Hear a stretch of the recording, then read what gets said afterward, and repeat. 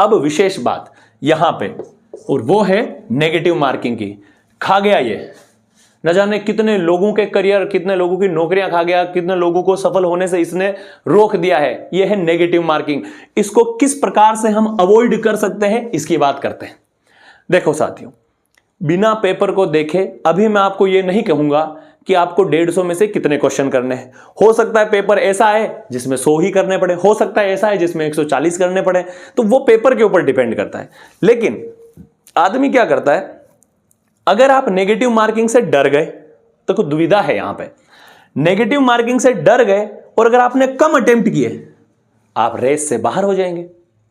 अगर आप negative marking से नहीं डरे और आपने ज्यादा अटेम्प्ट कर दिए, और अगर आपने लापरवाही कर दी और आपके माइनस ज्यादा हो गए, तो भी आप क्या हो जाएंगे, बाहर हो जाएंगे। तो यहां पे आपको इन दोनों का मिला जुला स्वरूप, हाइब्रिड वर्जन देखना पड़ेगा।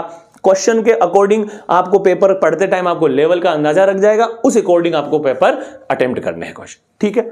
दूसरा, नेगेटिव कैसे होते हैं, जब आप इस प्रश्न को, किसी भी प्रश्न को पढ़ते हैं और आप ढंग से नहीं पढ़ते हैं, तो वो आपका नेगेटिव मार्किंग लेके जाता है।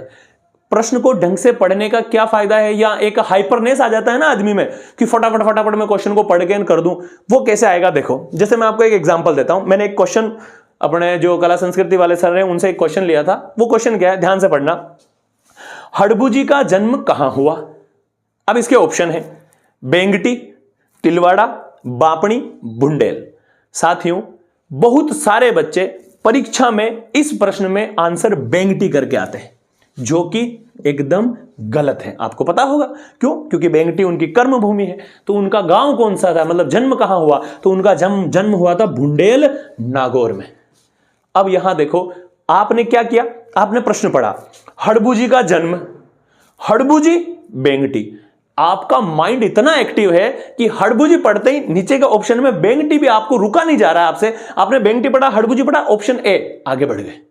आपने पूरा पढ़ा ही नहीं कि हड़बू का मंदिर है, कि गांव पूछा है, कि कर्मस्थली पूछी है, जन्मस्थली पूछी, क्या पूछा है, कुछ भी नहीं। आपने सीधा बेंगटी कर दिया और वो हो गया आपका गलत, जबकि आपको यह प्रश्न आता था। साथियों, यह ध्यान रखना, परीक्षा हॉल से बाहर आने के बाद चाहे आपका पेपर अच्छा हो चाहे बुरा हो, यह रिग्रेट नहीं होना चाहिए कि यह फला प्रश्न मुझे आते हुए गलत हो गया।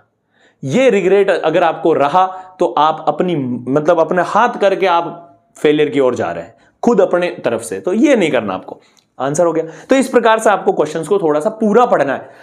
पहले आप प्रश्न पूरा पढ़ेंगे, चारों ऑप्शन पढ़ेंगे, 4 ऑप्शन पढ़ने के बाद फिर आप सही प्रश्न के ऑप्शन की ओर विचार करेंगे। अगर आपको नहीं आ रहा है या कंफ्यूजन है, तो उसमें आप एक तरीका लगा सकते हो, एलिमिनेशन मेथड। एलिमिनेट करोगे कि चलो तिलवाड़ा नहीं हो सकता, बापणी नहीं हो सकता, अब ये 2 बचे हैं, बेंगटी और बुंडेल दोनों ही उनसे रिलेटेड थे। अच्छा, बेंगटी तो उनकी कर्मभूमि थी, बुंडेल उनका जन्म स्थान था, फिर अपन बुंडेल लगा सकते हैं, ठीक है। फिर आगे बात करते हैं क्वेश्चन के अंदर कुछ की पॉइंट्स की। साथियों, बहुत सारे प्रश्नों में ऐसा होता है कि निम्न में से कौन सा कथन असत्य नहीं है। ध्यान रखना, कहीं लिखा है असत्य नहीं है। अब आदमी क्या करता है, इस असत्य को ढंग से नहीं पढ़ता, इसको सत्य पढ़ लेता है, तो गलत। इस नहीं को नहीं पढ़ता, तो गलत। तो आपको ये कुछ की पॉइंट है, उन पे जब आप क्वेश्चन को पढ़ो ना, उस टाइम उस पे या तो राउंड कर दो या अंडरलाइन कर लो, आपका पेपर पूरा रंग जाना चाहिए। तो जब आप इसको पढ़े असत्य नहीं है, तो साइड में लिख दो सत्य है। तो इसमें आपको पता चल जाएगा आपको क्या निकालना था, सत्य। फिर आप सत्य कथन को पढ़ो। समझ में आ रही बात। फिर आगे कुछ, हाँ इसी में एक बात और भूल गया मैं, कुछ ऐसे प्रश्न भी होते हैं, जैसे मान लो कोई ऐसा प्रश्न आया जिसका ऑप्शन ए भी सही है, ऑप्शन बी भी सही है, फिर सी ऑप्शन में दे रखा है ए व बी दोनों। अब आप यहां कंफ्यूज होते हैं। आप क्या करते हैं, प्रश्न पढ़ा, पहला आंसर ए सही है, ठीक है। यहां जैसे इसी प्रश्न में ऐसा आ जाए कि हड़बू से संबंधित है बेंगटी, फिर बी में बुंडेल आ गया, फिर 2 गांव ऐसे जो इनसे संबंधित नहीं है, तो आपने बेंगटी पढ़ा, राइट कर दिया, जबकि बुंडेल भी तो है। फिर तीसरा ऑप्शन सपोज ऐसा आ सकता है ए व बी दोनों। तो आपको प्रश्नों के चारों विकल्पों को ढंग से पढ़ना है। फिर आगे आपको हाइपर एक्टिव नहीं होना है। हाइपर एक्टिव होने से लोगों के बीपी बढ़ जाता है, वहां पे उनका माइंड आधा काम करने लग जाता है। आपको बहुत ही काम रहना है, बॉडी वाइज एकदम आपको कूल रहना है, माइंड वाइज आपको बहुत ही एक्टिव रहना है। दोनों तरीके से मन में आपको एकदम यूं रखना है कि हाँ ठीक है मैं कर रहा हूं, हो जाएगा कोई इशू नहीं, कर रहा हूं हो जाएगा कोई इशू नहीं। जैसे 3 इडियट में कहता है ना, all is well all is well all is well. अपने मन को आपको बहला फुसला के रखना है कि बेटा हो रहा है, कूल।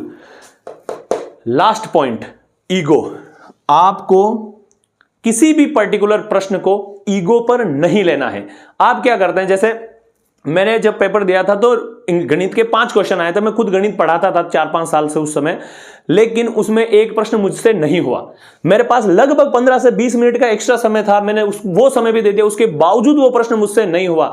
अब अगर मैं ये सोचने लग जाऊं कि ऐसा कैसे हो सकता है, साला मेरे से ये प्रश्न कैसे नहीं हो रहा है, अगर आपने ऐसा किसी एक प्रश्न में आप स्टक हो गए पर्टिकुलर किसी क्वेश्चन में, तो हो सकता है वो आपके आगे के 2-3 प्रश्न जो आ रहे थे उनको भी नहीं करने दे।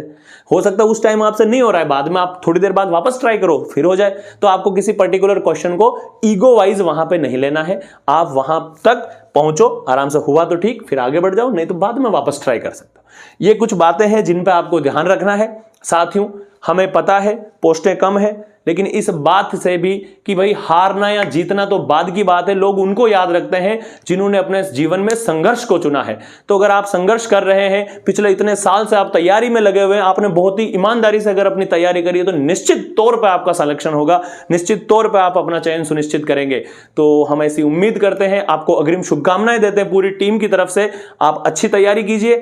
तैयारी से संबंधित, परीक्षा से संबंधित, परीक्षा के ठीक अंदर पहुंचने से पहले तक किसी भी प्रकार की समस्या होती है तो आप हमसे संपर्क कर सकते हैं। हम यथासंभव प्रयास करेंगे आपका सहयोग करने का। तो आपको अगर ये वीडियो अच्छा लगता है तो अपने रीट वाले जितने भी साथी हैं उन तक पहुंचाइए, और इसी प्रकार के जो वीडियो हैं उनके लिए आप इस चैनल को सब्सक्राइब भी कर सकते हैं। बहुत बहुत धन्यवाद।